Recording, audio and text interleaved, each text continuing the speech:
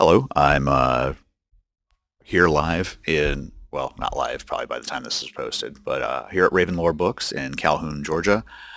I wanted to talk to you a little bit about some concepts that I've been thinking about a little bit lately. One being the rule of three. I just had a discussion here a little bit ago about it with some people here in the store, so I wanted to get it out while it was fresh in my mind. So the rule of three has been discussed a lot in literature and where it comes from and what the background is behind it. And there's been a lot of thought processes that it was some sort of holy number or that it has some sort of deep-seated mystical resonance with us or that it's some sort of like psychological thing for us. And I think it's a little simpler than that.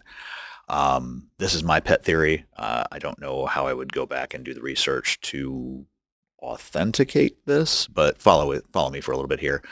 Essentially, if you are a medieval peasant, and I'm not being derogatory there, if you just didn't have access to paper, if you probably couldn't read or write, or if you could, you didn't have access to a lot of books, you had to remember things. A lot of it was oral tradition. In fact, that's what the Brothers Grimm did, is they just wandered through the German countryside talking to parents and grandparents and getting the stories from them that they had shared with their own families and then wrote them down.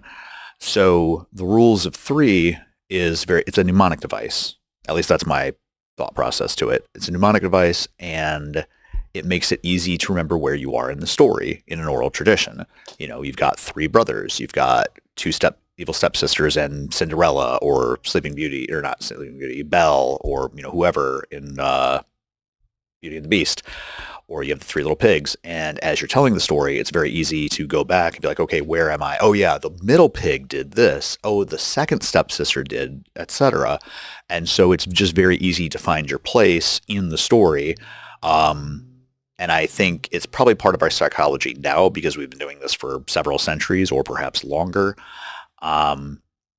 But it also helps you in working on your story. Where are you and what are the next things that need to happen? I know some people tend to rail against the old school, 3-act structure or 7-act structure, but it is nice to kind of map out your points throughout the story and know where it is you are coming from and where you need to go.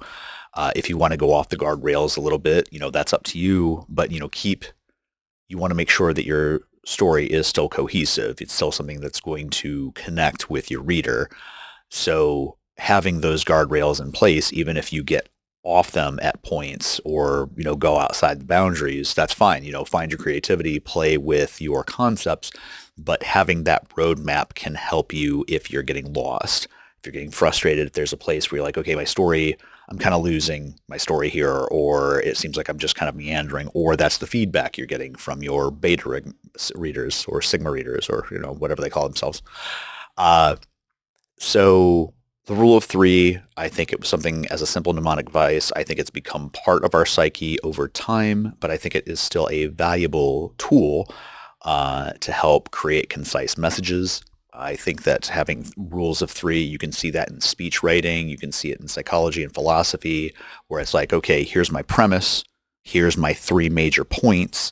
I can elaborate on each one of these points, but again, also in a public discourse or when you're giving a speech live, you want to know those 3 points and have those really strong, and then you just elaborate on those 3 points. You can go off script a little bit, but you know where to come back to. And having that place to come back to can be very important in the various media that you might be either engaging in or creating the content that you are creating. Have your 3 points, have your bulleted list, and stick to that. I will go more into concepts of foreground and background a little bit later, but we'll stick with that for right now and the 3 points. And again, as with some of my other videos, if you have questions or would like me to elaborate on certain concepts, feel free to hit me up in the comments. Thank you much. See you next time.